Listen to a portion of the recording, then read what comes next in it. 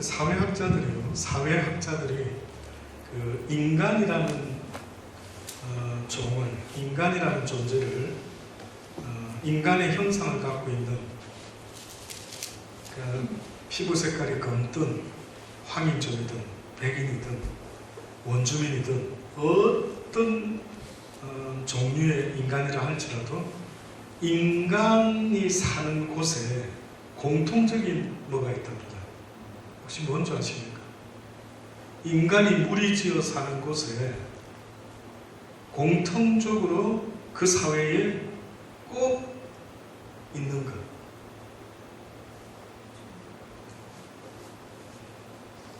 그게 신이랍니다. 신. 그러니까 인간이라는 존재들이 피부는 달라도 생김새는 달라도 환경은 달라도 그들이 어떠한 신이든 신을 섬기는 그 마음은 다 똑같아요. 왜 그럴까요? 왜 인간 사회에서 종교가 신을 섬기는 그 마음이 왜 그렇죠?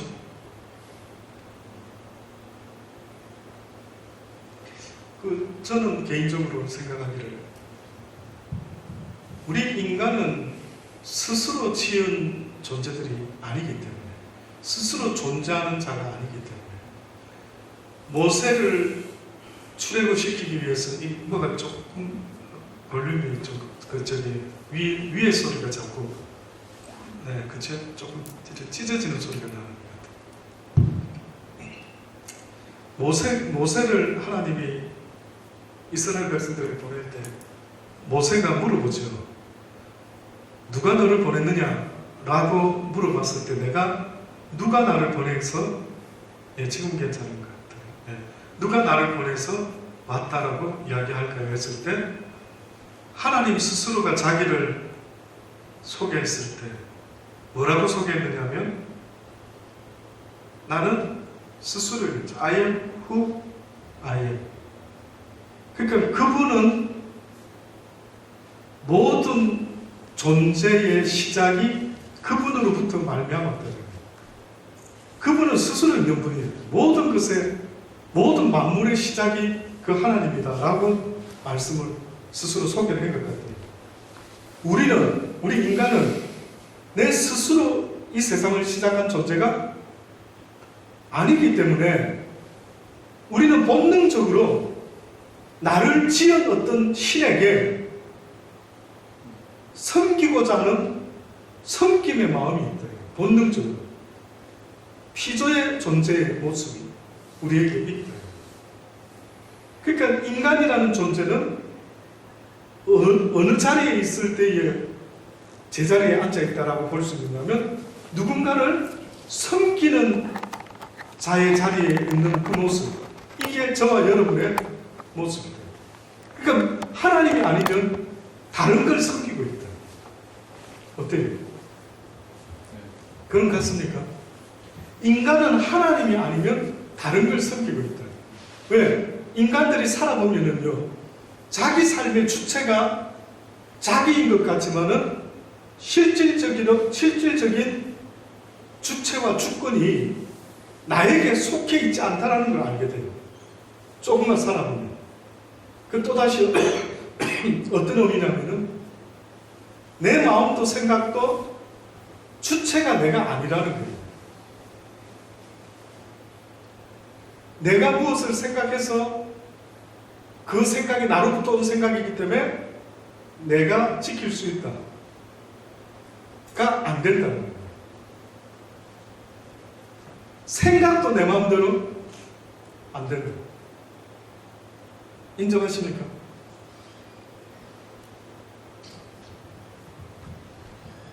생각도 여러분 마음대로 안 되는 거 안 같습니까? 한번 시도해 보십시오. 이 말이 맞는지 안 맞는지. 예를 들어요. 내가 1시간 동안 이 생각만 딱 하고 있어야지. 자, 지금부터 실습해 볼까요? 한 3분간만 한 가지만 생각합니다. 여러분 좋아하는 음식 하나만 생각. 했습니까?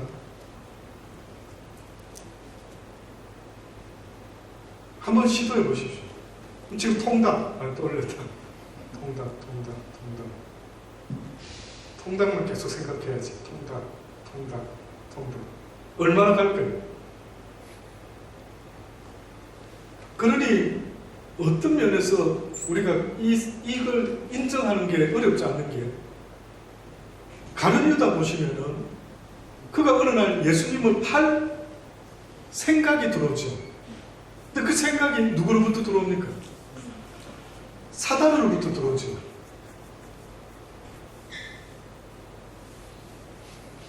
그러니까 여러분도 가만히 있어 보면은요, 생각이라는 것이 나로부터 발생될 수 있는 것 같아 보이지만 그게 안 되는 것 같아요. 꼭 저는 이 생각이 들어서, 인간의 모습은 그 윈도우 같아요. 윈도우. 그러면 컴퓨터를 한번 이제 조립해서 딱 하나 만들었다. 그러면 어떤 프로그램을 실행하기 위해서 가장 먼저 까는 게 뭐죠? 운영체제인 윈도우를 깔죠. 지금 윈도우 10 깔고 계시죠. 언제 우리 허전도사님이 제가 윈도우 7 깔고 있는데요, 10으로 한번 바꿔주기로 약속했습니다. 그래서 언제 한번 컴퓨터를 싹 엎어서 한번 10으로 써보니까 굉장히 좋더라고 하더라고요. 추천, 강추한다고. 근데 윈도우가 있고 나서 그 다음에 소프트웨어를 깔면은 윈도우까지는 다 똑같은데, 그 윈도우에 내가 어떤 소프트웨어를 까느냐에 따라 여러분 아십니까? 그 컴퓨터의 역할이 달라져 버리죠. 만약에 허전도사님이 디자인을 하는 사람이다. 그러면 나는 주로 디자인에 관계되는 소프트웨어를 깔았다. 그 윈도우는 똑같은데 어때요? 컴퓨터가. 그게 맞는 컴퓨터로 바뀌어버리죠. 용도가 바뀌어버리죠.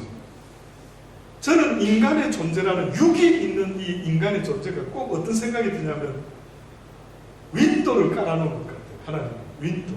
그래서 하나님이 그 깔아놓은 윈도우에 소프트웨어를 까시는데, 어떻게 보면 다른 거는 모르겠지만 선악과를 따먹지 말라. 따먹는 날에는 전면 죽으리라. 그 소프트웨어가 딱 깔아졌죠. 근데 사단은 나타나가지고 또 다른 소프트웨어를 어떻게 보면 깔았지 않는 거예요. 그가 제시한 샘플 소프트웨어는 뭐였느냐면, 선악과를 따먹어도 죽지 않는다. 네가 하나님처럼 될 수가 있다. 한번 따먹어봐라. 이런 소프트웨어가 딱 들어온 것 같은 느낌. 그래서 이제 갈등을 했겠죠. 아우, 이거 내가 하나님의 소프트웨어를 쓸까? 사탄 거 쓸까? 어떻게 할까?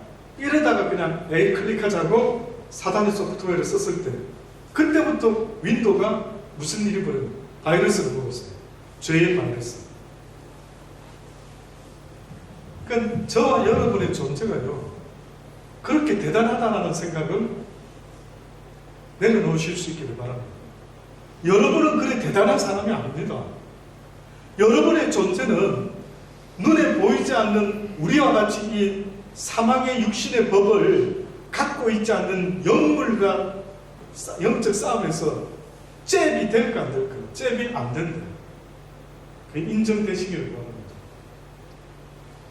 그래서 하나님이 어떤 면에서는 우리에게 말씀하시는 것처럼 나를 믿으라는 겁니다. 나를 선택하라는 겁니다. 그리하면 내가 너희에게 영원한 생명과 소망과 또 모든 풍성한 것으로 선한 것으로 채워주리라는 말씀을 하고 계시죠. 그래서 여러분과 저는요, 누군가를 어차피 섬겨야 되는 존재라면 바로 이 하나님을 섬기실 수 있는 그런 저와 여러분 되기를 바라는 것입니다. 아침에 우리가 봤던 말씀은 누가복음 6장이죠. 근데 방금 읽은 것은 마태복음 5장 43절부터 읽었습니다. 앞부분은 비슷하죠. 내 이웃을 사랑하고 원수를 미워하라 하는 것을 너희가 들었으나 나는 너희에게 이르노니 너희 원수를 사랑하라. 너희를 핍박하는 자를 위하여 기도하라. 이같이 한즉, 자, 두 가지만 말씀드립니다. 이같이 한즉 하늘에 계신 너희 아버지의 무엇이 된다고요? 아들이 된다.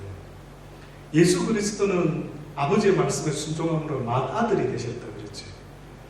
근데 지금 하나님은 우리에게 예수 그리스도가 큰아들, 맏아들이 만약에 되었다면 우리는 어떻게 보면 그의 동생과 같이 브라더가 되는 것처럼요, 그의 친구가, 형제가 되는 것처럼 어떤 면에서 우리에게도 하나님의 아들이 되어야 될 것을 계속 말씀을 하고 계시는데, 어떻게 하면 하나님의 아들이 되는가라고 봤더니만, 뜻밖에도 원수를 사랑하고 또 핍박하는 자를 위하여, 너를 핍박하는 자를 위하여 기도하는 자가 되어야 해요. 왜냐하면 하나님의 사랑은 그 해를 악인과 선인에게 공이 똑같이 비춰주기 때문입니다. 그러니까 하나님의 사랑은 공평한데 사단의 사랑은 간단하죠. 네가 사랑할 만한 사람만 골라서 사랑해. 또 네가 사랑할 만한 것만 사랑하라. 그런데 두 번째가 있습니다. 두 번째. 만약에 이렇게 하면은 여기 보니까 48절에 하늘에 계신 너희 아버지의 온전하신과 같이 너희도 온전하라.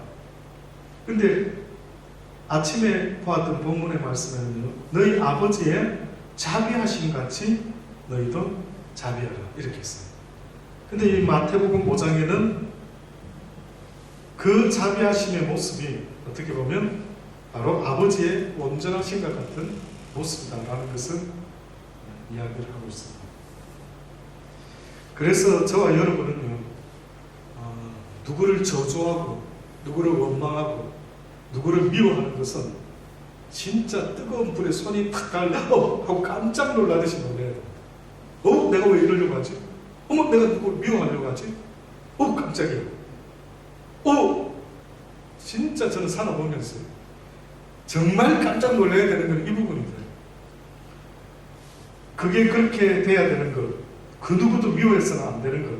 창세기 12장 1절에 보면은요, 우리가 잘 아는 말씀이죠. 아브라함에 대한 이야기가 나오는데, 어느 날 여호와께서 아브라함에게 나타나셔서 말씀하죠. 너의 본토 친척 아비 집을 떠나 내가 내게 지시할 땅으로 가라.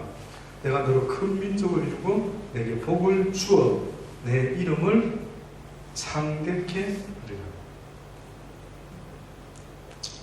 너는 복의 근원이 되리지라. 자, 그러면서요 3절에 이렇게 말씀했습니다. 너를 축복하는 자에게는 내가 복을 내리고 너를 저주하는 자에게는 내가 어떻게 한다고요? 저주하리라. 너를 축복하는 자에게는 내가 축복할 것이고 너를 저주하는 자에게 내가 저주하리라. 그러면 아브라함이 지금 있습니까? 없습니까? 저와 여러분에게 지금 아브라함이 옆에 있습니까? 없습니까? 없죠. 그러면 난 이 아브라함만 옆에 있으면 아브라함을 축복하면 내가 어떻게 됩니까? 축복을 받는 거죠. 맞습니까? 아브라함을 내가 미워하고 저주하면 내가 미움을 받고 하나님 앞에 저주받는다 그랬죠. 아브라함 하나 있으면 내가 축복을 해버리면 나도 복 받는 거예요. 그런데 지금 아브라함이 있습니까? 없습니까? 없죠. 그런데 뜻밖에도 오늘 우리 시대에 만약에 아브라함을 대신할 수 있는 존재가 있다면 누굴까요?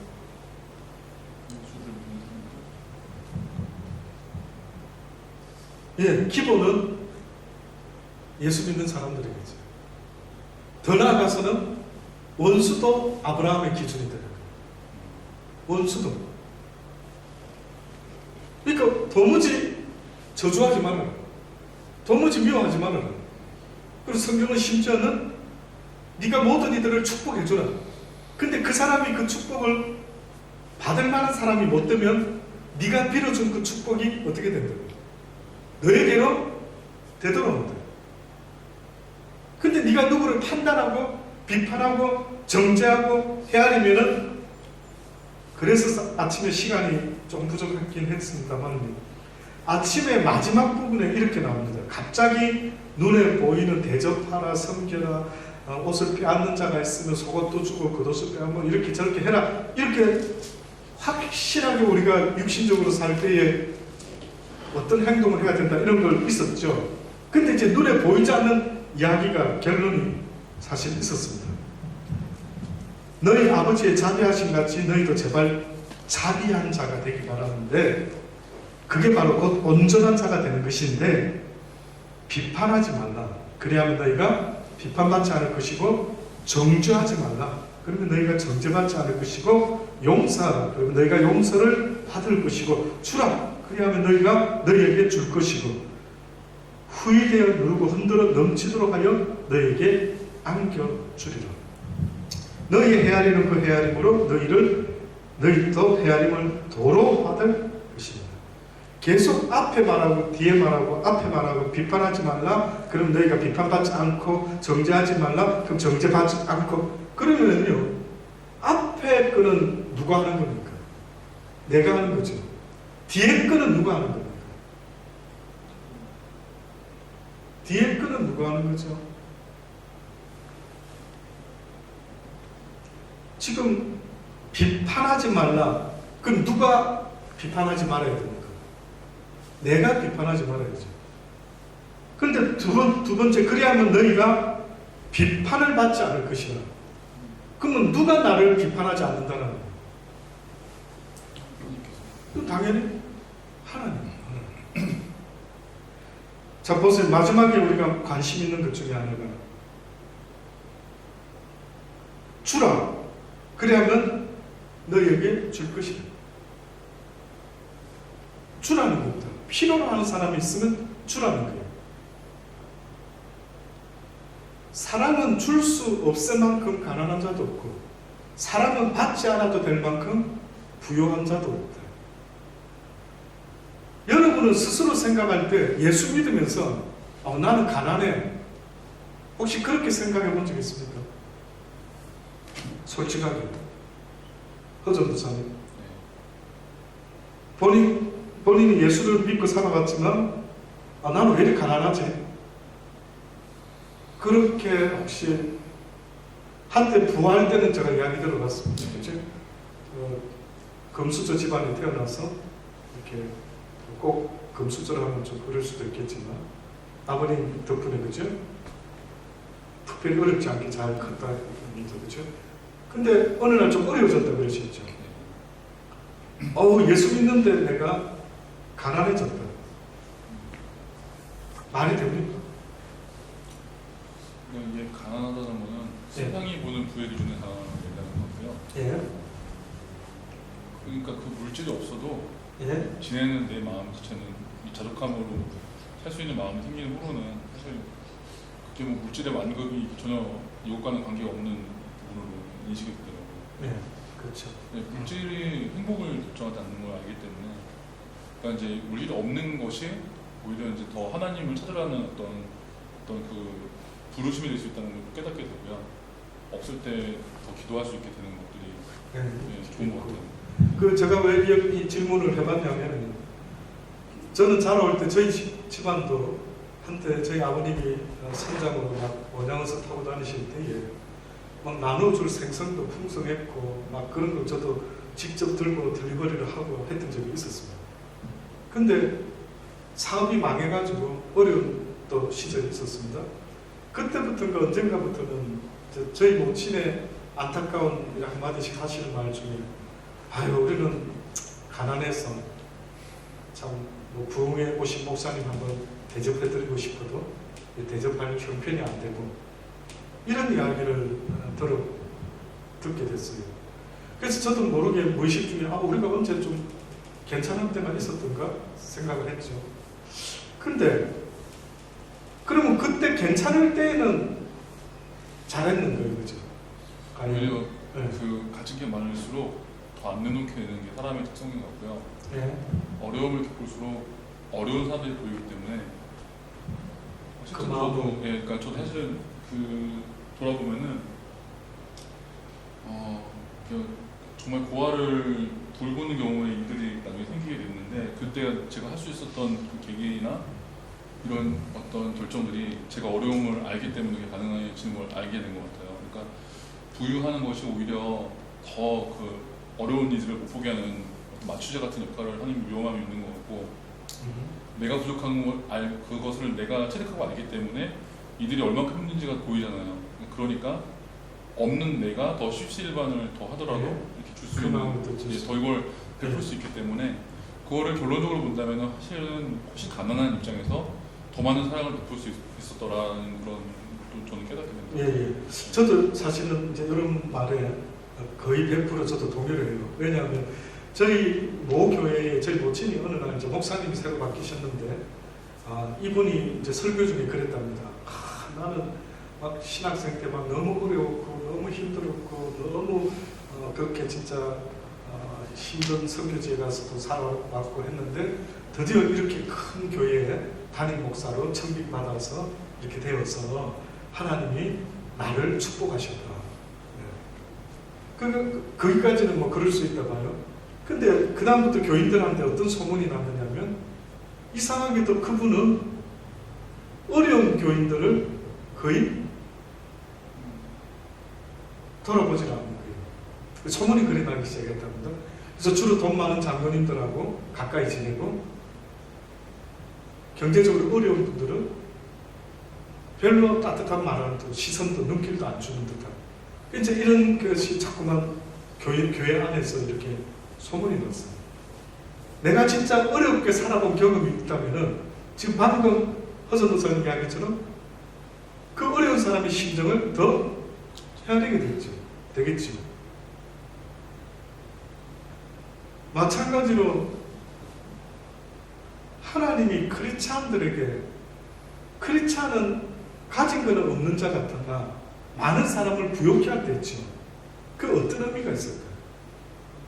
크리스찬, 제대로 된 크리스찬, 하나님을 제대로 믿고 있는 크리스찬들은 뜻밖에도 자기에 대해서는 혹 가난할지라도 다른 사람을 부욕케 한다.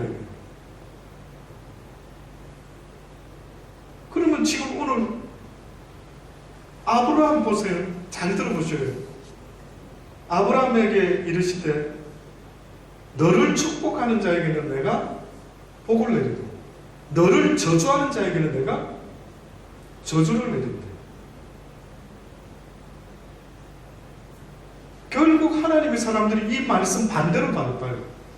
내가 누구를 축복했다, 주의 이름으로.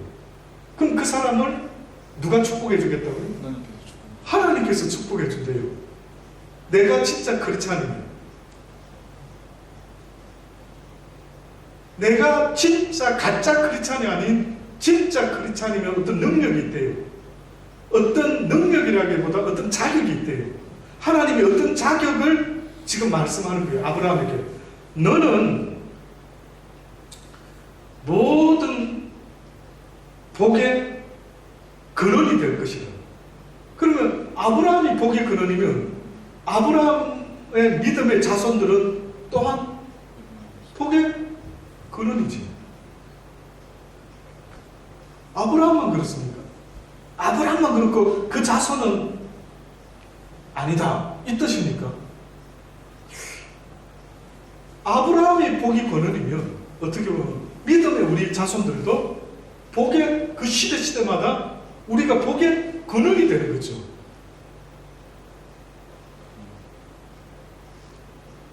그래서 우리가 누군가를 축복해주고 복을 빌어주라는 거죠. 원수 삼아서 비판하고 판단하고 정죄하지 말라는 거예요. 그러니까 결국은 내 삶이 이리저리 인정을 못 받는 것은, 내 삶이 이리저리 문제가 있는 것은 지금 내 믿음의 상태가 아브라함의 그 믿음의 상태가 안 되기 때문에 복의 근원이 되지 못하고 있는 이것이 어떤 면에서는 문제가 있죠. 그래서 아침에 보았던 누가복음 6장에 뭐라고 이야기했다고요? 비판하지 말라. 그러면 너희가 비판받지 않는다. 정죄하지 말라. 그럼 정죄받지 않는다. 하나님께. 용서하라. 그러면 너희가 용서받는다. 주라. 그래야면 너희에게 어떻게 해요? 줄 것이라. 하나님이 예를 들어 이거 여러분 좋아하는 부분이니까 조금 말을 덧붙이는데 쉽게 말해서 말라기서에도 11조 해라 했죠. 그럼 내가 차고 넘치도록 주나 안 주나 나를 시험해봐라 그랬죠. 근데 여기 지금 보니까 또 주라라고 했습니다. 맞습니까? 주면은 어떻게 한다고요? 주면은 어떻게 한다고요? 내가 너희에게 줄 것인데 보니까 그냥 주는 게 아니고 후이되어 누르고 흔들어서 차고 넘치도록 하여 너희에게 안겨주리라. 이것은 이 땅에서뿐만 아니라 하나님의 나라에도 공이 똑같은 말이에요. 그래서 너희가 핍박을 겸하여 받는데 이 땅에서도 내세에서도 복을 받지 못할 이유가 없다. 잘 생각해 보십시오. 어떤 면에서 내 인생의 경제적인 부분을 우리는 너무 관심 있어 하는데 그 경제적인 부분이 궁극적으로 누구 손에 있느냐면 하나님의 손에 있다는 거예요. 근데 하나님이 채우셔야 되는데 문제는 내 자신이 없는 가운데라 하더라도 콩 한 조각이라도 어떻게 하라는 겁니까? 물에 던져라. 나무 봐라. 부자에게만 하는 말이 아니에요. 부자 청년은 영생을 얻으려고 하는데 어떻게 하면 좋습니까? 했을 때 네가 가난한 자들에게 모든 재산을 다 나누어 주고 나를 따라랬죠. 그러면 부자 청년에게만 해당됩니까? 그 말이? 아니겠죠. 나에게도 그거는 똑같이 해당되는 겁니다. 한번 생각을 정말 하나님 앞에서 나를 돌아봐 보시오. 그래서 조그마한 것이라도 나눌 수 있는 그것, 나눌 게 없다고 생각하는 마음에는 나눌 게 하나도 없습니다. 근데 나눌 게 있다라고, 또다시 말하면 감사한 조건이나 어떤 걸 돌아볼 수 있다면 나눌 수 있는 게 있다. 나눌 수 있는. 그게 뭐가 되든 냉수 한 그릇이라도 콩 한 조각이라도 나눌 수만 있다면 하나님께서 약속하시는 것이 말라기 선지자를 통해서 11조의 약속처럼요, 너희에게 줄 것이니 곧 후이되어 누르고 흔들어 넘치도록 하여 줄 것이라. 너희의 헤아리는 그 헤아림으로 너희도 헤아림을 도로 받을 것이라.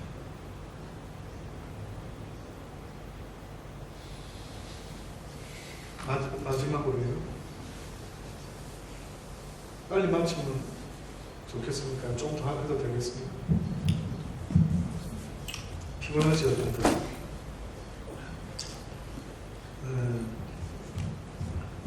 이런 이야기가 있습니다. 어떤 한 살인범이 있었는데 사형 선고를 받았답니다.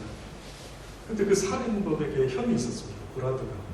근데 또 너무 두 형제가 대조적으로 이 브라더는 그 지역의 마을에서 아주 인정받는 선한 사람이었던 것 같아요. 근데 동생이 너무 달라가지고 살인범이 되어가지고 사형언도를 받았습니다. 이 형이요, 그 주지사를 찾아갑니다. 제발 내 동생을 좀 사면해달라고. 그 애절한 형의 탄원 때문에 그 형의 그 삶이 온 마을 사람들이 인정하는지라 한번 기회를 주자. 그래가지고 아마 이 형을 믿고 동생을 아마 사면을 해준 모양입니다. 사면장을 가지고 옷에 넣고 포켓에 넣고 형이 그 감방에 있는 동생을 찾아갔습니다.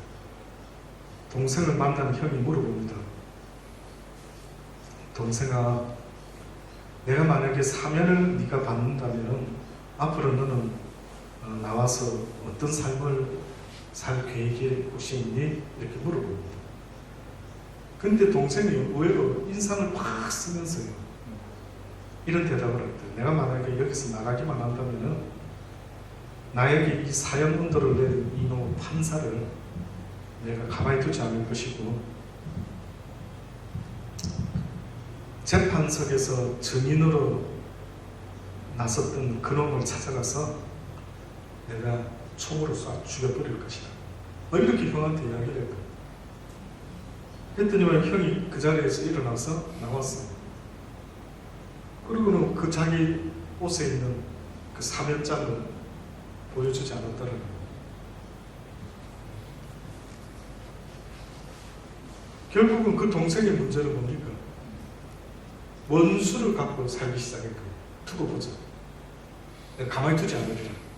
이런 원수의 마음에 결국은 그 형도 동생을 풀어주고 싶었지만 그 마음에는 어찌할 도리가 없었다.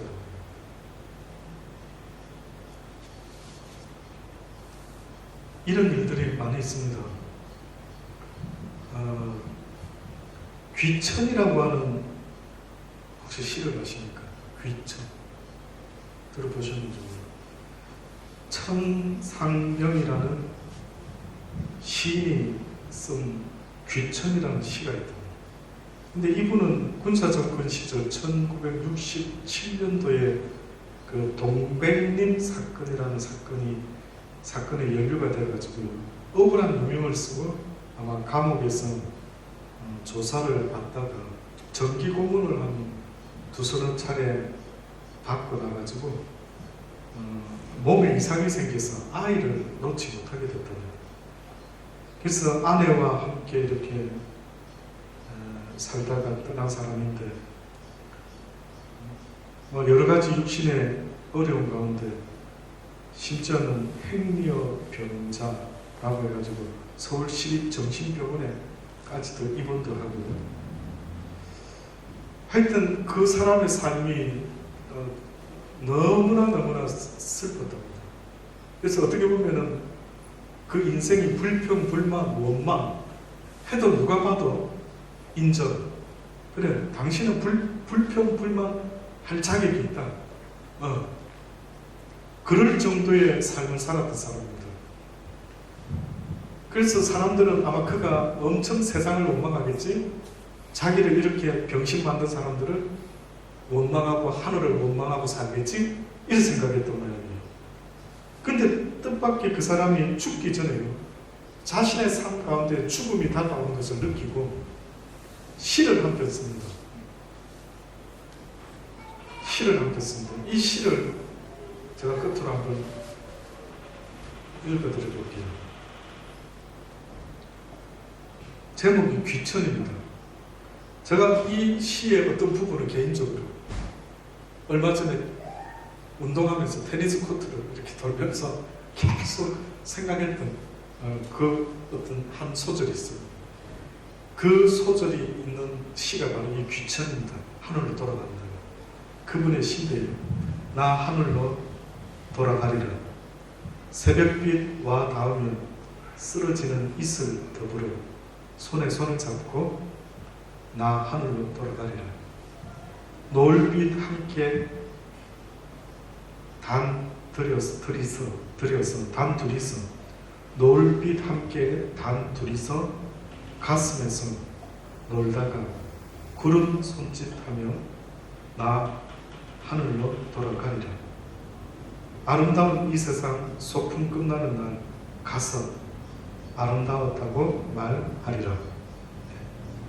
어떤 내용 중에 아무래도 짧은 시가 덧붙여진 시인 것 같아요.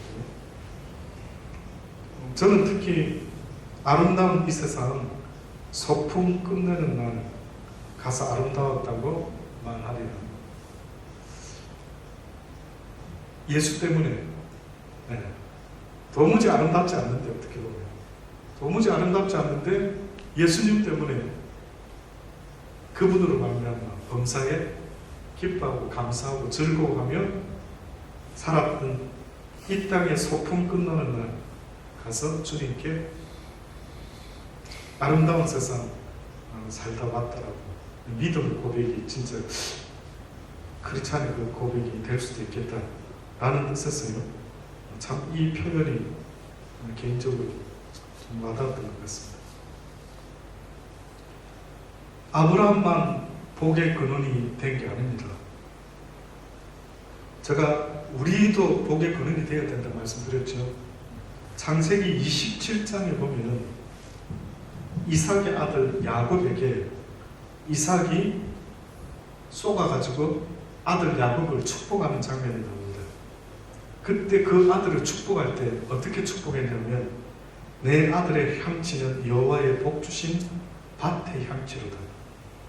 하나님은 하늘의 이슬과 땅의 기름짐이요 풍성한 곡식과 포도주로 내게 주시기를 원하노라. 이삭은 하나님이 하늘의 이슬과 땅의 기름짐과 풍성한 곡식과 포도주를 하나님은 나한테 주기를 원하시는 분인 줄을 분명히 알고 있었어요. 이 땅에서 크리스찬이 가난하게 사는 것이 무슨 청명결백의 아주 믿음의 증거가 아니라 이거는 아버지가 자식이 가난 때문에 힘들어하는 삶을 사는 걸 원치 않는 것처럼 하나님도 가난 때문에 하나님을 섬기지 못하고 재물을 섬기는 이런 모습을 원하는 분은 아니다. 그러면서 이렇게 말합니다. 만민이 너를 섬기고, 이 지금 이삭이 야곱에게 자기 아들 에서인 줄 알고 축복하고 있는 겁니다. 만민이 너를 섬기고 열국이 내게 굴복하리니 내가 형제들의 주가 되고 내 어미의 아들들이 내게 굴복하며 내게 저주하는 자는 저주를 받고 내게 축복하는 자는 복을 받기를 원하노라. 이게 바로 창세기 27장 27절의 말씀부터 29절에 있는 말씀까지 이야기합니다. 결국은 지금 우리의 삶 가운데도 하나님은 이렇게 되기를 원하고 계십니다. 잘 돌아보세요. 여러분이 누군가를 헤아리고 부정적으로 판단하고 정죄하는 그 모든 것이 결국은 나로 하여금 영육 간의 가난한 삶을 살 수밖에 없도록 만드는 무서운 이유가 되고 있다는 것을 한 번쯤 돌아보십시오. 물론 훈련 연단의 기간에 있는 사람은 좀 예외일 것 같아요. 그 연단 기간이 있다면. 그러나 그 외에 그 연단이 끝난 이후에 하나님은 그 믿음의 아들, 딸들에게 결코 가난 때문에 믿음의 삶에 걸림돌이 되도록 하시지는 않지 않을까. 그게 아버지 마음이에요. 우리도 또한 있으면 어떻고 없으면 어떻습니까? 아버지?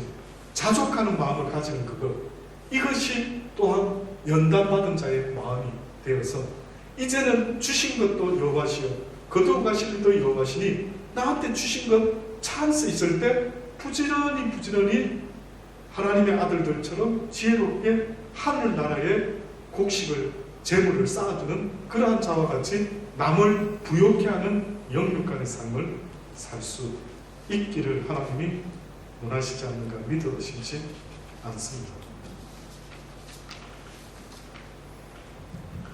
로마서 12장 14절로 보면 너희들 핍박하는 자를 축복하고 저주하지 말라.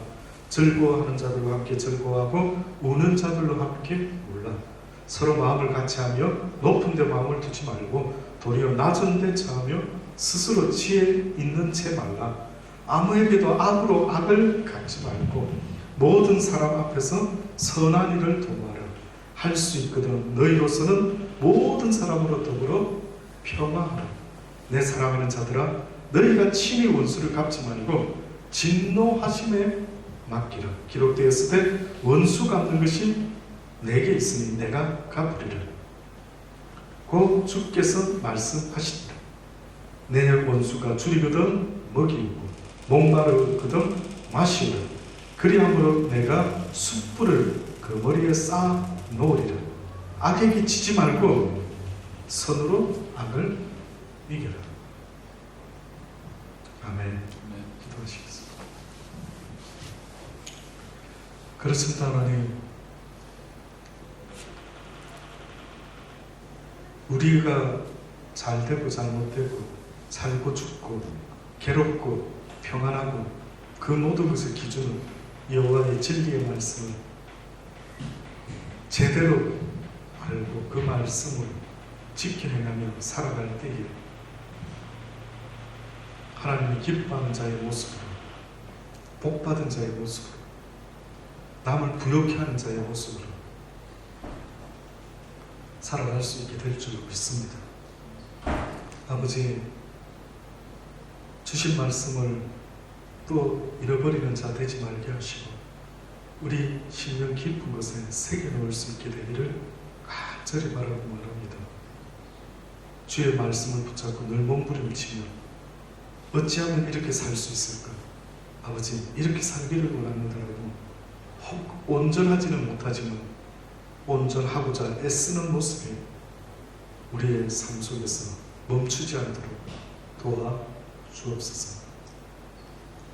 예수님의 이름으로 기도합니다. 아멘. 예.